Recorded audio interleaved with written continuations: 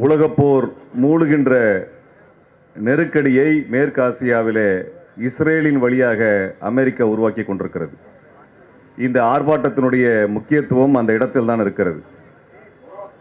இது மேற்காசியாவிலே இஸ்ரேல் பாலஸ்தீன போராக அல்லது பாலஸ்தீனத்தின் மீது நடக்கக்கூடிய ஆக்கிரமிப்பு போராக மட்டும் நான் பார்க்க முடியாது. பாலஸ்தீனத்தின் மீது நடத்தப்படுகின்ற இனப்படுகொலையாக மட்டுமே இதை கடந்துவிட முடியாது என்கின்ற கவலை நம் அனைவருக்கும் இருக்கிறது. யுக்ரைனில் ஆரம்பித்த போர், அதற்கு பிறகாக இங்கே மேற்காசியாவிலே பாலஸ்தீனத்தின் மீதான தாக்குதலாக இனப்படுகொலையாக தொடர்ச்சியாக நடந்து கொண்டிருக்கிறது. எனக்கு முன்பு பேசிய தோழர்கள் சொன்னதைப் போல அன்றாடம் குழந்தைகள் படுகொலையாவதை, உணவு மருந்துகள் தடுக்கப்பட்டு அதன் மூலமாக ஏற்படுகின்ற படுகொலைகள் என்று தொடர்ச்சியாக அந்த மக்கள் கொத்து கொத்தாக படுகொலை செய்யப்படுகிறார்கள்.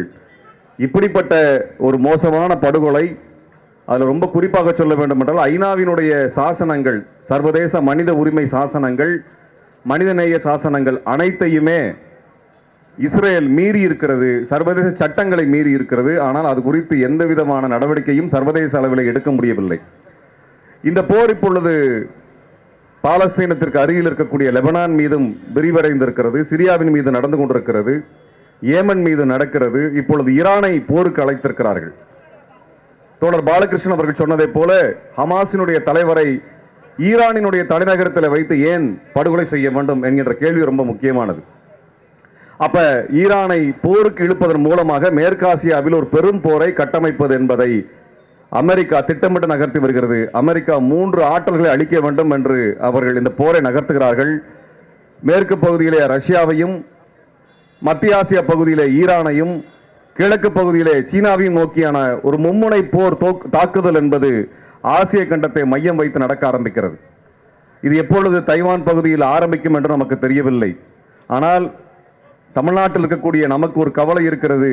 இப்படியான ஒரு மும்முனை போர் நடக்கும் என்றால் இந்த போரினுடைய மைய பகுதியாக, இந்த போரை நின்று நடத்தக்கூடிய ஒரு பகுதியாக தெற்காசியா பிராந்தியம் இருக்கும் என்பதை நாம் மறந்துவிடக்கூடாது.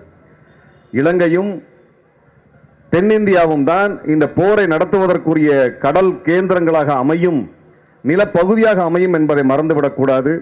1990-91 நடந்த வளைகுடா போரின் பொழுது அமெரிக்காவினுடைய விமானங்கள் எரிபொருள் நிரப்புவதற்கு இந்தியாவினுடைய தேவை அவர்களுக்கு இருந்தது. இலங்கையை நோக்கி அவர்கள் வந்தார்கள். ஆகவே இலங்கையும் அல்லது தென்னிந்திய பகுதியும் அவர்கள் இந்த போரை நின்று நடத்துவதற்குரிய தளமாக 70களிலேயே அமெரிக்கா பார்த்தது. இந்த ஆய்வை நாம் மறந்துவிட்டோம் என்றால் நாம் நாளைக்கு என்ன ஆகும் என்பது தெரியாது. இந்த சூழலிலே நாம் அணிசேரா கொள்கையிலிருந்து இந்தியாவை விலக்கி அமெரிக்காவை நோக்கி நகர்த்தி இருக்கிறார்கள். இன்றைக்கு அமெரிக்காவும் இஸ்ரேலும் நடத்தக்கூடிய போருக்கான ஆயுத உற்பத்தி என்பது இந்தியாவில் இருந்து சென்று கொண்டிருக்கிறது. இஸ்ரேல் நடத்துகின்ற ட்ரோன் வழியாக நடத்தக்கூடிய அந்த போரிலே ட்ரோனை உற்பத்தி செய்து தருவதே அதானி நிறுவனமாக இருக்கிறது. ஆக அதானி என்கின்ற தனியார் நிறுவனத்தினுடைய லாபத்திற்காக இந்தியாவை போருக்குள் தள்ளுகிறார் நரேந்திர மோடி என்பதை நாம் மறந்துவிடக்கூடாது.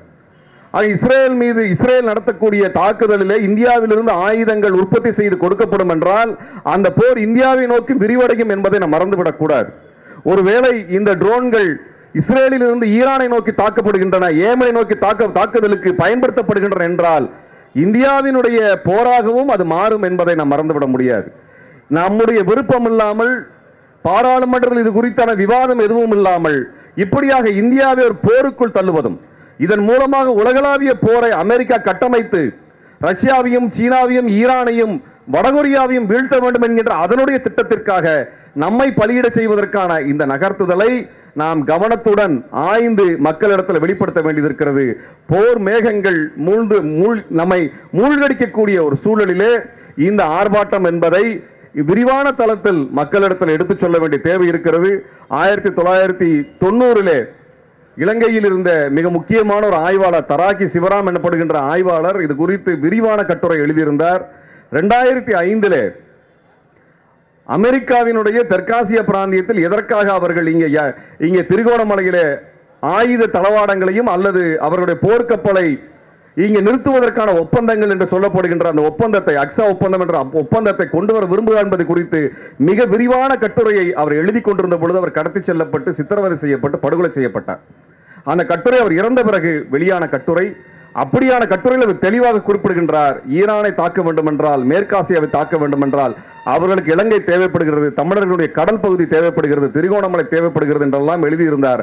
இதை இந்தியாவினுடைய வெளியுறவு கொள்கை 1980களில் இதை உறுதி செய்திருந்தது. ஆனால் இப்பொழுது இந்தியாவினுடைய வெளியுறவு கொள்கை என்பது முற்றிலுமாக சமரசம் செய்யப்பட்டு அமெரிக்காவினுடைய நலனுக்காக இந்தியாவினுடைய வெளியுறவு கொள்கையும் பாதுகாப்பு கொள்கையும் சமரசம் செய்யப்பட்ட ஒரு சூழலில் நாம் இந்தியா முழுவதும் இருக்கக்கூடிய ஜனநாயக சக்திகளை ஒன்று திரட்டி பாலஸ்தீன மக்களின் விடுதலைக்காக ஆதரவு செலுத்துவதும், அந்த இனப்படுகொலைக்கான நியாயத்திற்கான போராட்டத்தை முன்னெடுப்பதும், இஸ்ரேலை வீழ்த்துவதற்கான போராட்டத்தை முன்னெடுப்பதும் என்பது மிக மிக முக்கியமானதாக மாறுகிறது.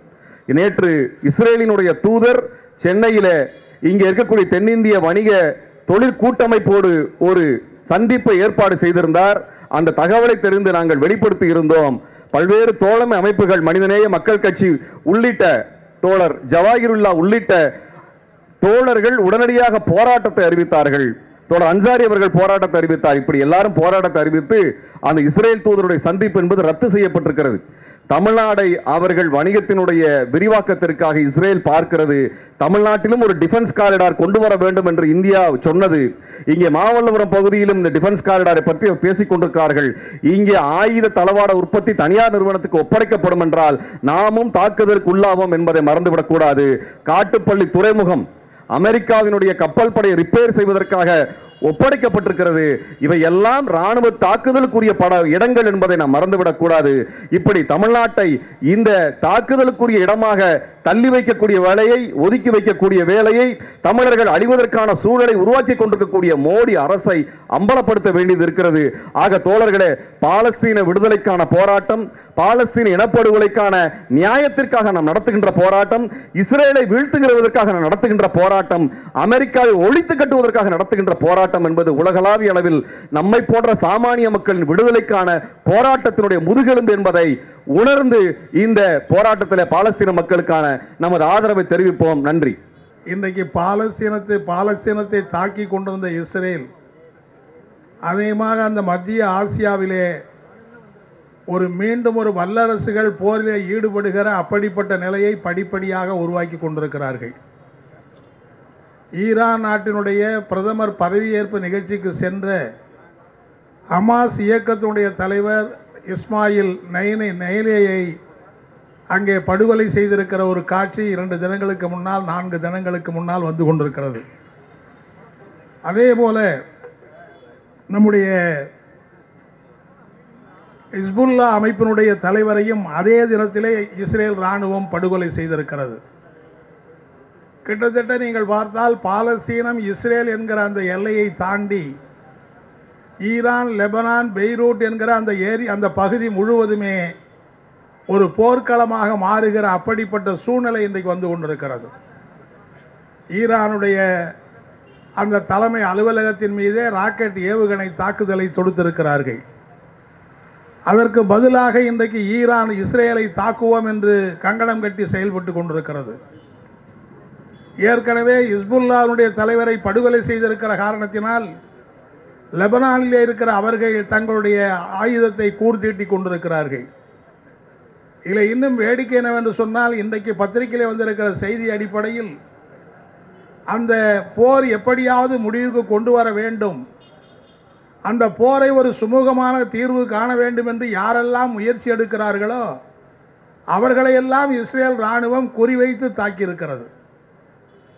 இன்றைக்கு ஹமாஸுடைய தலைவர் அவர்தான் அந்த ஹமாஸ் அமைப்புக்குள்ளே இருக்கிற எல்லாரையும் ஒருங்கிணைத்து ஒரு 10 தினங்களுக்கு முன்னால் சீனாவிலே இருக்கிற பெய்ஜிங் நாட்டிலே 14க்கு மேற்பட்ட பாலஸ்தீன அமைப்புகள் எல்லாம் ஒன்று கூடி நாம் ஒரு ஒத்த கருத்தோடு செயல்பட வேண்டும், இன்றைக்கு அங்கே ஒரு சுமூக நிலை ஏற்படுத்துவதற்கு நாமெல்லாம் முனைப்பு காட்ட வேண்டும் என்று அந்த பாலஸ்தீன அமைப்புகள் எல்லாம் ஒன்று கூடி அப்படிப்பட்ட ஒரு தீர்மானத்தை சீன அரசாங்கத்தினுடைய முன்முயற்சியிலே மேற்கொண்டிருக்கிறார்கள்.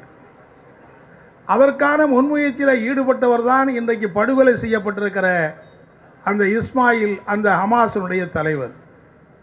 ஆகவே இஸ்ரேலுடைய பிரதமராக இருக்கிற நேத்தன்யாகுவுக்கு அந்த போர் முடிவுக்கு வர வேண்டும், அங்கே ஒரு அமைதி நிலவ வேண்டும் என்கிற அக்கறையே கொஞ்சம் கூட கிடையாது.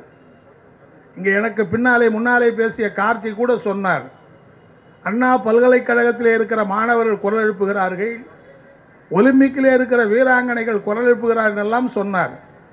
உலகத்தில் இருக்கிற எல்லா நாடுகளிலும் குரல் எழுப்பி கொண்டிருக்கிறார்கள். அமெரிக்காவுடைய பல்வேறு பகுதிகளிலே இந்த போராட்டம் தீவிரமடைந்து கொண்டிருக்கிறது.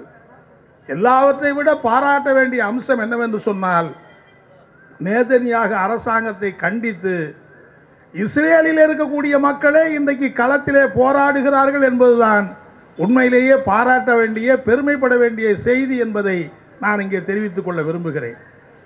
இஸ்ரேல் நடத்தக்கூடிய அந்த இராணுவ அட்டகாசங்களுக்கெல்லாம் இஸ்ரேலில் இருக்கிற சாதாரண மக்கள் பொறுப்பு கிடையாது. இஸ்ரேல் ஆட்சியை கையிலே வைத்துக்கொண்டு எங்கே போர் முடிவுக்கு வந்து அடுத்து தேர்தல் வந்தால் அந்த தேர்தலில் நாம் படுதோல்வி அடைந்து விடுவோமா என்கிற எண்ணத்திலே தான் ஒரு அரசியல் ஆதாயத்திற்காக இன்றைக்கு பாலஸ்தீன மக்கள் மீது அந்த நேதன்யாகு இன்றைக்கு படுகொலை செய்து கொண்டிருக்கிறார், அந்த போரை நடத்தி கொண்டிருக்கிறார். ஏறக்குறைய 40,000 பேருக்கு மேலே படுகொலை செய்யப்பட்டிருக்கிறார்கள்.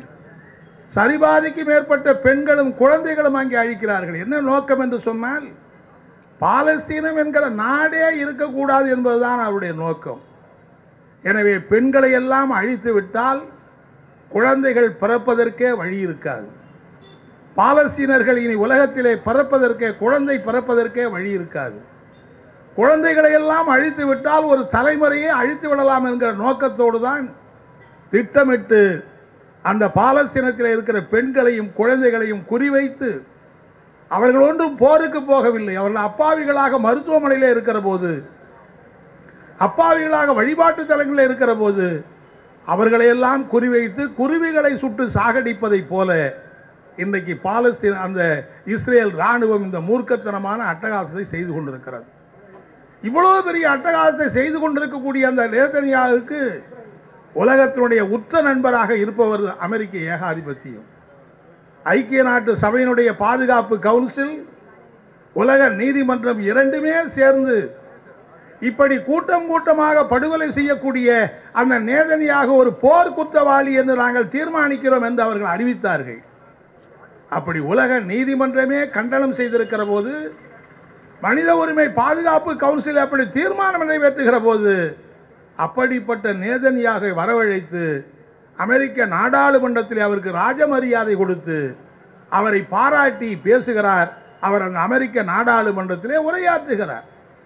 அமெரிக்க நாடாளுமன்றத்திலே நேதன்யாகுவுக்கு பாராட்டு விழா நடக்கிற போது நாடாளுமன்றத்துக்கு வெளியிலே பல்லாயிரக்கணக்கான அமெரிக்கர்கள் அதை கண்டித்து போர்க்குரல் எழுப்புகிற காட்சி நம்மை பார்க்க வைக்கிறது. எனவே இன்றைக்கு அமெரிக்கா எங்கெல்லாம் போர் நடக்கிறதோ அந்த போருக்கு அடிப்படையாக இருப்பதே அமெரிக்கா தான். ஏனென்றால் போர் நடந்தால்தான் அமெரிக்காவுடைய போர் தளவாடங்களுக்கு வியாபாரம் நடக்கும். எனவே அப்படிப்பட்ட ஒரு மூர்க்கத்தனமான நேதன்யாகுவுக்கு, இஸ்ரேலுடைய அராஜகத்துக்கு உற்ற துணையாக போகிற அமெரிக்கா இன்றைக்கு உலகத்தையே ஆட்டி படைக்க வேண்டும் என்கிற முறையிலே தான் இன்றைக்கு மத்திய கிழக்கு ஆசியாவை ஆட்டி படைத்துக் கொண்டிருக்கிறது. அதற்கு அடுத்தாற் போலதான் நம்முடைய மோடி அரசாங்கம். இன்றைக்கு இந்திய நாடு விடுதலைக்கு பிறகு இஸ்ரேல் நாட்டுக்கு பயணம் செய்திருக்கிற ஒரே ஒரு பிரதமர் என்று சொன்னால் அது நம்முடைய நரேந்திர மோடி தான். எத்தனையோ பிரதமர்கள் இந்த நாட்டில் இருந்திருக்கிறார்கள். ஆனால் யாருமே இதுவரையிலே இஸ்ரேலுக்கு இராணுவ அந்த அரசு மரியாதையோடு சென்றது கிடையாது. ஒரு பிரதமர் இஸ்ரேலுக்கு சென்றார் என்றால் இவ்வளவு படுகொலை செய்யக்கூடிய, ஒரு இனத்தையே அழிக்கக்கூடிய அந்த இஸ்ரேலுடைய உற்ற நண்பன் என்று அறிவித்துக் கொள்ளுகிறவராக பிரதமர் மோடி இருக்கிறார். அது மட்டுமல்ல, 2 ஆண்டுகளுக்கு முன்னாலே குடியரசு சுதந்திர தின விழாவுக்கு அந்த நேதன்யாகு இஸ்ரேலுடைய பிரதமரை தான் சிறப்பு விருந்தினராக அழைத்து நம்முடைய பிரதமர் மோடி பாராட்டுகிறார் என்று சொன்னால், பாலஸ்தீனத்திலே கொன்று குவிக்கக்கூடிய அந்த மக்களை பற்றி கிஞ்சித்தாவது மோடி அரசாங்கத்துக்கு அக்கறை இருக்கிறதா என்பதுதான் கேள்வி. ஐக்கிய நாட்டு சபைகளே தீர்மானம் நடத்துகிறார்கள், யாரும் இஸ்ரேலுக்கு இராணுவ தளவாடங்களையோ இராணுவ உதவிகளையோ செய்யக்கூடாது என்று தீர்மானம் நிறைவேற்றப்படுகிறது. அந்த தீர்மானம் நிறைவேற்றுகிற போது இந்திய பிரதிநிதிகள் அந்த அவையிலே இருந்து வெளிநடப்பு செய்து நடுநிலை வைத்து விடுகிறார்கள். அப்படியானால் உங்களுடைய ஆதரவு யாருக்கு என்கிற கேள்விதானே வருகிறது. அது மட்டுமல்ல, இப்படி ஐக்கிய நாட்டு சபையிலே தீர்மானம் போடுகிற அந்த நேரத்தில் இன்றைக்கும் இந்தியாவிலே இருக்கிற ராணுவ தளவாட உற்பத்தி செய்கிற கம்பெனிகள் இஸ்ரேலுக்கு ராணுவத்தை அனுப்பி கொண்டே இருக்கிறது, ராணுவ ஆயுதங்களை அனுப்பி கொண்டே இருக்கிறார்கள். இந்திய துறைமுகத்திலிருந்து, சென்னை துறைமுகத்திலிருந்து இஸ்ரேலுக்கு அனுப்பப்படுகிற கப்பல் ராணுவ தளவாடங்களை ஏற்றி கொண்டு செல்கிறது. ஸ்பெயின் நாட்டிலே இருக்கிற அரசாங்கம் முடிவெடுக்கிறது, உங்களுடைய கப்பலை எங்கள் நாட்டு துறைமுகத்துக்கு நாங்கள் அனுமதிக்க மாட்டோம் என்று சொல்லுகிறார்கள். ஒரு ஸ்பெயின் நாட்டுக்கு இருக்கிற மனிதாபிமான உணர்வு கூட இந்திய நாட்டு பிரதமருக்கு, இந்திய நாட்டு அரசுக்கு இல்லையே என்பதுதான் நம்முடைய கவலையாக இருக்கிறது. இன்னொரு பக்கம் பார்த்தால் அவர்கள் சொல்லுகிறார்கள், இது ஏதோ பாலஸ்தீன பிரச்சனை, முஸ்லீம் மக்களுக்கான பிரச்சனை என்ற அடிப்படையிலே பார்க்கிறார்கள். இது முஸ்லீமா கிறிஸ்துவனா என்பது அல்ல பிரச்சனை. ஒரு இனத்தையே, ஒரு தேசத்தையே அழிக்கிற ஒரு போர் இது. 50 ஆண்டுகளுக்கு மேலாக நடந்து கொண்டிருக்கிற ஒரு அக்கிரமம் இது. ஒரு நாட்டையே துடைத்தெறிந்து அதனுடைய வரைபடத்தையே கலைக்கிற, படத்திலே இல்லாமல் ஆக்குகிற ஒரு மூர்க்கத்தனமான நடவடிக்கை இது. என்ன முஸ்லீம்களை எதிர்த்த போராட்டம், முஸ்லீம்களுக்கான பிரச்சனை என்று எப்படி மட்டும் பார்க்க முடியும்? ஏன் பாலஸ்தீனத்திலே கிறிஸ்துவர்கள் இல்லையா? அதே பாலஸ்தீனத்தில் தானே கிறிஸ்துவனுடைய புனிதத்தலமான பெத்லகேம் இருக்கிறது. அங்கே கிறிஸ்துவர்கள் இருக்கத்தானே செய்கிறார்கள். நீங்கள் பாலஸ்தீனில் இருக்கிற மசூதிகளை மட்டுமா இடித்தீர்கள்?